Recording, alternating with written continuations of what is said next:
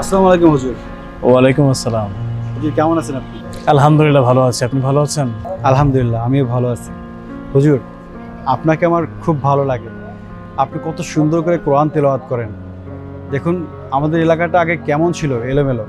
আপনি আসার পর কত সুন্দর সুন্দর বয়ান করে আমাদেরকে একদম পাল্টে দিয়েছেন। এলাকার প্রতিটা ছেলে পেলে এখন 5 ওয়াক্ত নামাজ পড়ে মসজিদে এসে। হুজুর, আপনি যদি না আসতেন তাহলে হয়তো আমাদের এলাকাটা এত পরিবর্তন হতো না। আসলে সবই আল্লাহ তাআলার মেহেরবান। আপনি শুধু আমার জন্য দোয়া করবেন, তাতেই আমার চলবে। ওয়ালাইকুম আসসালাম। ভালো আছেন? আলহামদুলিল্লাহ আমি ভালো আছি, আপনি ভালো আছেন?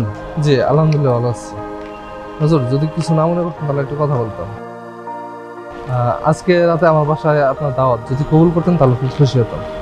আলহামদুলিল্লাহ, জি আমি মন থেকে আপনার দাওয়াতটা কবুল করলাম। আমি ইনশাআল্লাহ সময় মতো চলে আসবো। আসসালামু আলাইকুম।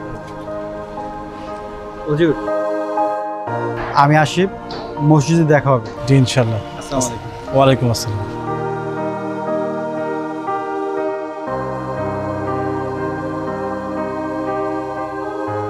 হুজুর না ওইদিকে কোথায় যাচ্ছে? যাই, হুজুর তো আজকে একা আছে, হুজুরের সাথে যে কথা বলি সবসময় তো আমাকে ইগনোর করে চলেই যায়। আজকে যখন একা পেয়েছি আমি যে কথা বলবো।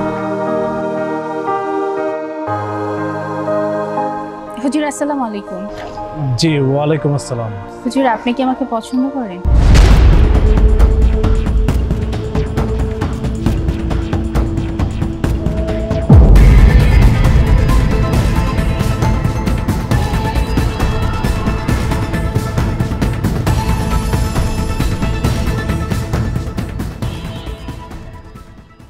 ভাইয়া তোমাকে একটা কথা বলবো।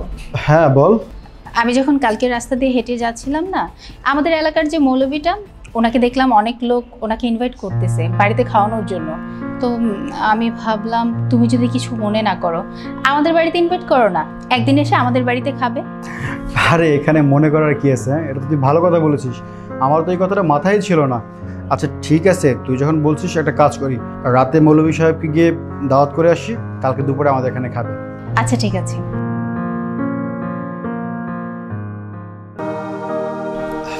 আসুন,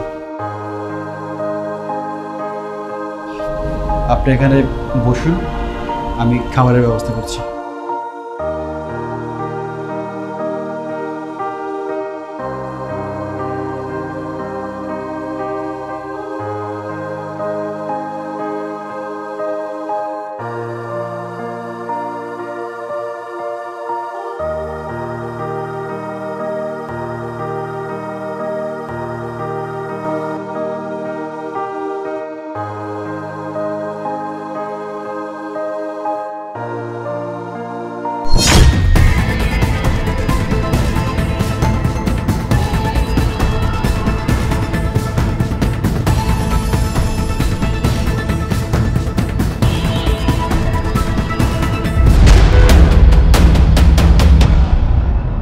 কি ব্যাপার, টাকা কোথায়?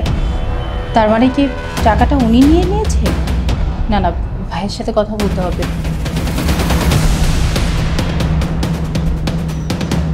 ভাইয়া, হুজুরকে যে প্লেটে খাবার দিয়েছিলাম না, সেই প্লেটের নিচে আমি কিছু টাকা রেখেছিলাম। হুজুর খেয়ে উঠে চলে গেল, কিন্তু প্লেটের নিচে না টাকাটা পেলাম না। টাকাটা কি উনি চুরি করেছে? আরে তুই এসব কি বলছিস? মৌলভী সাহেব তো এমন লোক না। তোর কোথাও মনে হয় ভুল হচ্ছে, তুই একটু ভালো করে খুঁজে দেখ তো। ভাইয়া ভুল হবে কেন? বাড়িতে তুমি আর আমি, তাছাড়া তো কেউ নেই। উনি আসছে, খাওয়া দাওয়া করলো, টাকাটা উনিই নিয়েছে। আচ্ছা ঠিক আছে, তুই এটা নিয়ে চিন্তা করিস না, ব্যাপারটা আমি দেখছি, তুই এখন যা। ঠিক আছে।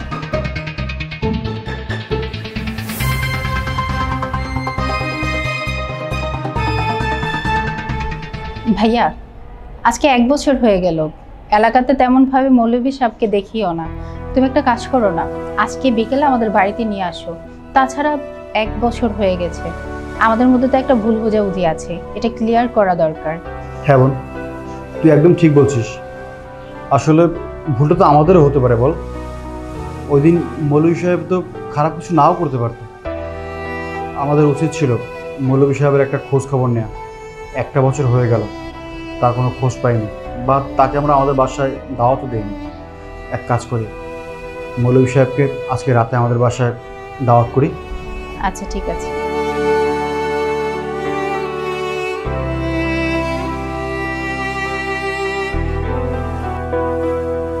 বিগত একটা বছরে আপনার সাথে তেমন একটা যোগাযোগ হয়নি, মসজিদে বেশি একটা নামাজ পড়তেও যাওয়া হয়নি। তাই বলে কি, আজকে যখন আপনাকে আমার বাসায় দাওয়াত করেছি, দুটো ডাল ভাত খেয়ে যাবেন না? জি ইনশাল্লাহ। আসসালামু আলাইকুম। জি ওয়ালাইকুম আসসালাম। আজকে অনেক দিন পর আপনি আমাদের বাড়িতে আসলেন, মাঝখানে একটা বছর কেটে গেল, আপনাকে তো কোথাও দেখলামই না। আচ্ছা, এতদিন কোথায় ছিলেন আপনি? আমার কিছু প্রশ্ন ছিল আপনার কাছে, যেটা আপনাকে না পাওয়ার কারণে কখনো করতে পারিনি। আমি কি প্রশ্নটা করব? জি জিজ্ঞেস করুন। লাস্ট 1 বছর আগে আপনাকে দাওয়াত করে আমাদের বাড়িতে খাওয়ানো হয়েছিল। আপনাকে যে প্লেটে আমি খাবার দিয়েছিলাম, সেই প্লেটের নিচে আমি কিছু টাকা রেখেছিলাম। আপনি খাওয়া দাওয়া করে চলে যাওয়ার পর আমি সেই প্লেটের নিচে টাকাটা পাইনি। আচ্ছা, টাকাটা কোথায় গেল? আপনি কি টাকাটা নিয়েছেন? জি, টাকাটা আমি চুরি করেছিলাম। আপনি টাকাটা নিয়েছেন? এটা আবার এখন বলছেনও যে আপনি টাকাটা নিয়েছেন? আপনার লজ্জা করছে না? আপনি এই সামান্য টাকার লোভ সামলাতে পারলেন না? আমাদের এলাকার প্রত্যেকটা মানুষ আপনাকে কতটা সম্মান করে, কিন্তু আপনি সামান্য সম্মানটা ধরে রাখতে পারলেন না। এই কয়েকটা টাকার কাছে আপনার ইমানটা আপনি বিক্রি করে দিলেন। আপনি তো জানতেন আমি আপনাকে কতটা পছন্দ করি। আমি ভাইয়াকেও বলেছি যে আমি আপনাকে বিয়ে করব। আমি যেমনই জীবন কাটাই না কেন, আমি ভালো হয়ে যাব, 5 ওয়াক্ত নামাজ পড়ব, আমি আপনার সাথে সংসার করব। তাহলে আপনি সব কিছু জেনে শুনে টাকা চুরি করেছেন কেন? আপনার যদি টাকা প্রয়োজন হতো আপনি আমাদেরকে বলতেন, আমরা আপনাকে টাকা দিতাম। তার জন্য আপনার মতো একটা মৌলবী, এত বড় একজন মৌলবী টাকা চুরি করবেন? আমি আমার লোভ সামলাতে পারি না। আমি টাকাটা চুরি করেছি। আমি জানতাম যে আপনি আমাকে পছন্দ করেন, আর আপনি আপনার ভাইয়ের মাধ্যমে আমাকে বিয়ের প্রস্তাবও দিয়েছেন। কিন্তু আপনি যেরকম করে আমার পরীক্ষা নিচ্ছিলেন যে আপনি যাকে জীবনসঙ্গী বানাবেন সে মানুষটা কেমন, ঠিক একই পরীক্ষাকে আমার নেওয়া উচিত ছিল না? সেই পরীক্ষাটাই আমি নিয়েছি। আমি ঠিক একইভাবে দেখতে চেয়েছিলাম যাকে আমি আমার সহধর্মিণী বানাবো সে মানুষ হিসাবে কেমন, আর সেটা দেখার জন্যই সেদিন টাকাটা আমি চুরি করেছিলাম। কিন্তু আসলে কি, টাকাটা আমি চুরি করিনি। কিন্তু দেখুন, মাঝখানে পুরো একটা বছর চলে গিয়েছে, একটা বার আপনারা আমাকে খোঁজ করে বন্ধ নেননি। কারণ আপনারা ভেবেছেন যে আমি একটা চোর। আপনাদের টেবিলের পাশে একটা ডেস্ক আছে, ওই ডেস্কের উপর একটা কোরআন শরীফ আছে। ওই কোরআন শরীফের ভিতর আমি 2500 টাকা রেখে দিয়েছি। আর আমি দেখতে চেয়েছিলাম যে আপনাদের এই বাসার মধ্যে কতটুকু আপনারা আল্লাহর নাম নিচ্ছেন। কিন্তু দেখুন, আফসোস, গত একটা বছরে একটা বারের জন্য আপনারা কোরআন শরীফটা ধরেও দেখেন। যে বাসার মধ্যে কোরআন তিলাওয়াত করা হয় না, যে বাসার মধ্যে কোরআন শরীফ ধরে দেখা হয় না, আপনার কি মনে হয় সেই বাসায় কি ফেরেশতা আসে? সেই বাসায় ফেরেশতা আসে। যেই বাসার মধ্যে ইসলামের কোনো আলো নেই, নামাজ কালাম নেই, কোনো কিছু নেই, সেই বাসা কি জানেন? মৃত ঘরের মতো, মুর্দা ঘরের মতো। আপনার পরীক্ষা আপনি ফেল করেছেন, আপনি আমার পরীক্ষা নিতে এসেছিলেন। হয়তো আপনার কাছে আমি আপনাদের ফেল ছিলাম, কিন্তু আজকের পর মনে হয় না যে আপনি আমাকে এতদিন যা ভেবেছিলেন তা ভাবতেন।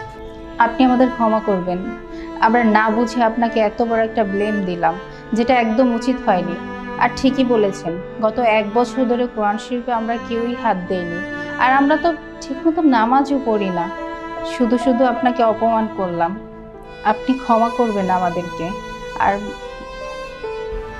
মৌলভী সাহেব, দয়া করে আর এমন করে বলবেন না। সত্যি আমাদের চোখ খুলে গেছে। আমরা 2 ভাই বোনের মধ্যে কেউই কোরআন শরীফ ছুঁয়েও দেখিনি। যদি ছুঁয়ে দেখতাম তাহলে হয়তো টাকাটা পেয়ে যেতাম। আজকের পর থেকে আমরা 5 ওয়াক্ত নামাজ পড়ব। আলহামদুলিল্লাহ, আপনারা নামাজ কালাম পড়বেন বিষয়টা শুনে আমার খুব খুশি লাগছে। আমি আপনার আর আমার বোনের বিয়ে নিয়ে কিছু বলতে চাই। আফটার অল, আমার বোন আপনাকে পছন্দ করে। বিয়ের সাথে সব হচ্ছে আল্লাহর হাতে।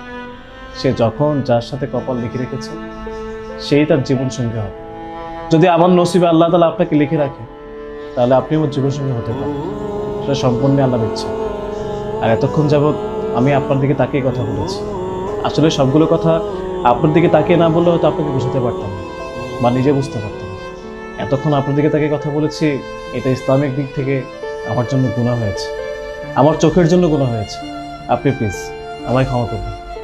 আমি আসলে ইচ্ছা করে কাজটা করতে চাইনি, কিন্তু আপনাকে বোঝানোর জন্য আপনার দিকে তাকিয়ে কথা বলা ছাড়া আমার কাছে কোনো অপশন ছিল না।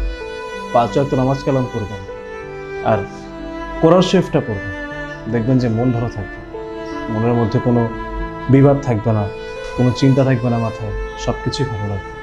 আল্লাহর নাম পড়লে আল্লাহ এমনি খুশি রহমত। ভালো থাকবে। আসসালামু আলাইকুম। ওয়ালাইকুম আসসালাম।